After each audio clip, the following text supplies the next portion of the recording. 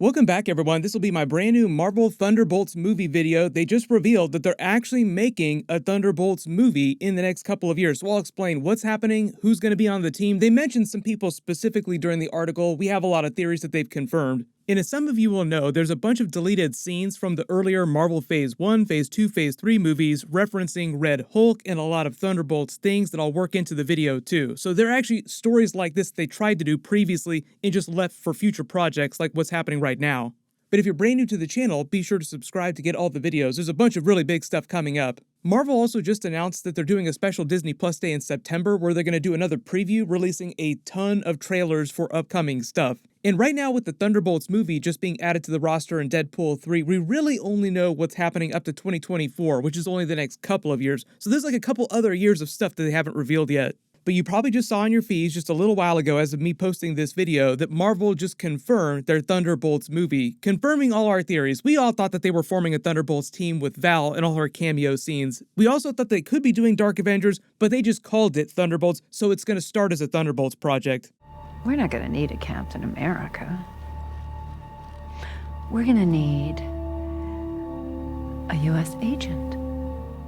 And the surprise is that it will start as a movie. It's not going to be a Disney Plus series, at least at first. The person they had to direct and write the movie is Jake Schreier. He's not someone who's done a ton of Marvel stuff before, so there's not a ton of stuff that he's done related to this, but apparently they just say that his pitch blew Marvel away, and they're pitching it basically as their version of a Suicide Squad movie. Which makes sense. That's kind of how they portray the team in the comics. The way they're positioning them inside the MCU, at least, this is a little bit different from the way they started in the comics, is just a bunch of anti-heroes and legit Marvel villains whose prison sentences are reduced, or they're given Black Ops missions that are just too shady, or they're just too outright morally gray or dangerous for the Avengers to take on the missions. There's this whole thing during the Val cameo scenes where she says that she's working for someone else, she's being paid by the US government. That would be Thunderbolt Ross at the top of that food chain. You did the right thing.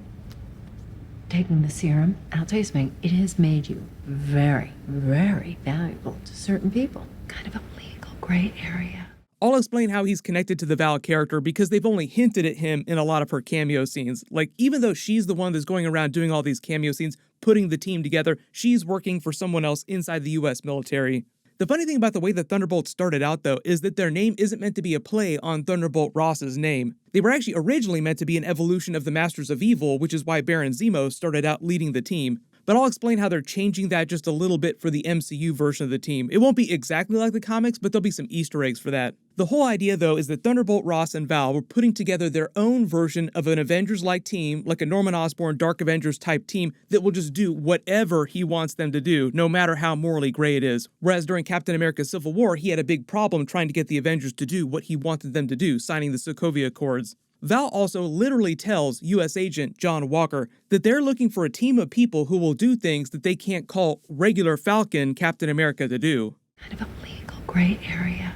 And of course, Thunderbolts is the franchise where you would do a Red Hulk character. There are a couple versions of Red Hulk in the comics, so I'll explain the twist of that character and how they're different from the other members of the Hulk family like Bruce Banner, Incredible Hulk, Jennifer Walters, She-Hulk, because we are getting the She-Hulk series and we are getting Bruce Banner Hulk back, and he's currently in Professor Hulk form. So I know a lot of people are asking who's going to be the main villain of the Thunderbolts movie if it's a bunch of anti-heroes. It always has to be some crazy twist.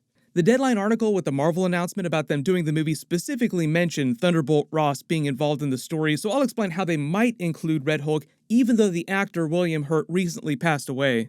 There were also literally scenes where Thunderbolt Ross talks about taking the power of the Hulk, the Gamma power, and using it for himself. Damn it, I want what's inside him! But it all starts with those teasers and the Val cameo scenes that we've seen so far. There have been several scenes, starting with her cameo scene in Falcon and Winter Soldier, where she recruits U.S. agent John Walker in Baron Zemo. Now, we didn't actually see her talking to Baron Zemo, but she talked about Baron Zemo to U.S. agent as if he's an old friend that she's been talking to previously. And they spent a lot of those episodes positioning Baron Zemo as more of an anti-hero, willing to work with the heroes like the new Captain America, Falcon, and Winter Soldier, but also being way more morally gray, doing way shadier things, like killing those remaining Flag Smashers that survived after the fact. That'd be something that he would do with Val's blessing, because Val, Thunderbolt Ross would want to get rid of the Flag Smashers no matter what. I would have killed the bastard too. Nobody in there is mad at you about that. I mean, you would have been doing him a favor if you'd taken out the whole lot.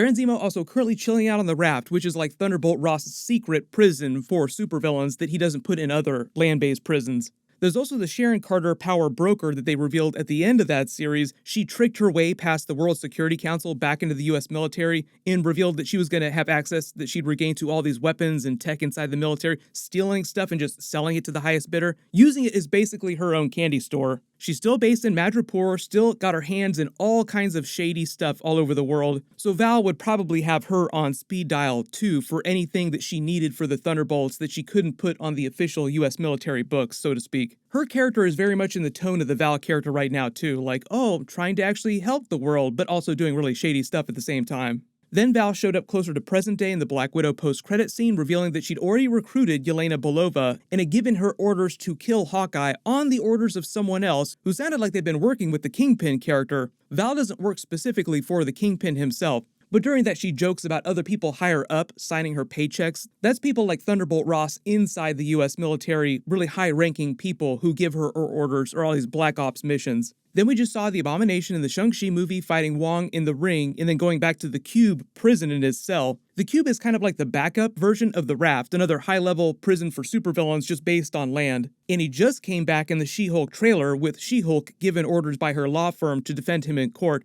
Their new superhero defense team within her law firm that she's now working for, like defending supervillains, other superpowered individuals accused of crimes, is basically fed by people like Val and Thunderbolt Ross who are trying to keep these big Marvel villains, superheroes, anti-heroes out of prison so that they can keep them going on shady missions without too much trouble. The Deadline article also specifically mentions Ghost and Winter Soldier being on the team, and Ghost does make sense even though we haven't seen her in a while. She's more of an anti-hero now at the end of Ant-Man and the Wasp with access to quantum energy. She can phase through different dimensions, through objects at will. But them including Winter Soldier might have just been speculation on their part. Even though he does have a checkered past and he is kind of an anti-hero, they kind of positioned him at the end of Falcon and Winter Soldier as if his sentence had been commuted and the US government viewed him as just being completely above board now. But even though he's supposed to be a good character, he could also still wind up on that team. Val could still wind up hiring him. They could also bring back a version of Taskmaster who survived the end of the Black Widow movie, or they could always give the mantle to someone else too, just because classic Taskmaster is a very Thunderbolts type of character. And the whole thing with the Red Hulk is if they don't want to actually use Thunderbolt Ross as a huge character because he is the first version of Red Hulk,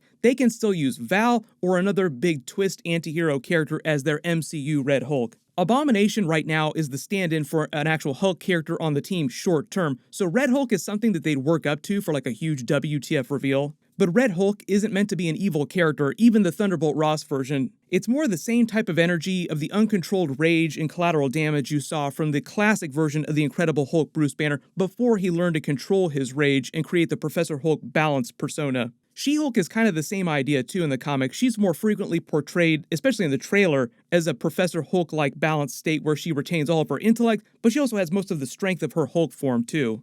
They don't specifically list who the main villain of the movie is in this big announcement article. Since this is being done in the tone of a Suicide Squad movie though, all these former Marvel villains, anti-heroes, have to fight someone who's even more dangerous, even more of a threat, even if it's not a legit villain. So outside of a brand new Marvel character they could always introduce, my leading theory without more information is that Val gives them a mission to take down the Bruce Banner Hulk. And they do the movie as more of a World War Hulk type of story with the Bruce Banner Hulk going off the rails and losing control. There have been rumors recently about them doing a World War Hulk story in the movies. They have the She-Hulk series where he's a huge character, and Mark Ruffalo revealed a couple years ago that he'd been pitching a new Hulk story to Kevin Feige separately from what was happening during She-Hulk. And they might just be having more problems with Universal releasing their own Hulk solo film, so they just use him in Hulk TV series and they use him in other people's movies. Also, the Thunderbolts appeared for the first time in The Incredible Hulk number 449, trying to take out the Hulk. So if they're doing the comics, their first mission would be to literally go after the Hulk. In the comics, they were led by Baron Zemo, so I think they're trying to pitch Baron Zemo leading the MCU version of the team as well. But the big connection to what's happening in the MCU right now in Marvel Phase 4 after Avengers Endgame is that in the comics, the Thunderbolts were created as a response to this power vacuum after a major event had decimated the Avengers, the Fantastic Four, other major teams. So it left this huge power vacuum, kind of like you saw after Avengers Endgame. Like a bunch of Avengers died. Some of them are still alive, but the team has been fractured. They haven't had Avengers 5 yet. They haven't formed the new version of the team. So the whole idea is that Thunderbolt Ross in the MCU is working on the World Security Council. He wants to protect the world the same way that Iron Man did, but he's way more hardcore about it the way that Iron Man was during Avengers Age of Ultron, like protecting the world in a suit of armor in a way that was just way too overboard, leading to all kinds of problems like Norman Osborn Dark Reign type of energy, creating the Dark Avengers. And for our nation, and for our way of life, I intend to put a harness around it. So Thunderbolt Ross and Val would want a team of Avengers-level characters, powerful characters who would just do whatever they told them to do without questioning it. And that's who the Thunderbolts are. What'll probably happen though, because Abomination is such a big character during the She-Hulk trailer of the series, is we'll see a Val cameo scene during She-Hulk where she'll probably show up to actually recruit him to, just like she showed up during Falcon and Winter Soldier and during the Black Widow movie. But everyone let me know in the comments, which other characters do you want to see them put on that initial roster? There was a brand new Thor Love and Thunder trailer video that I'm working on right now that I'll post on Friday. I'm also working on a new Boys episode. There was also a brand new Marvel series that premiered on Disney Plus. I'm doing videos for every Wednesday. Make sure you enable alerts for my channel so you don't miss any of that stuff. Links for my brand new Marvel episode videos in the description below. You can click here for that brand new Black Adam trailer video and Easter eggs, and click here for my brand new Thor Love and Thunder trailer video. Thank you so much for watching, everyone stay safe, and I'll see you guys in the next one.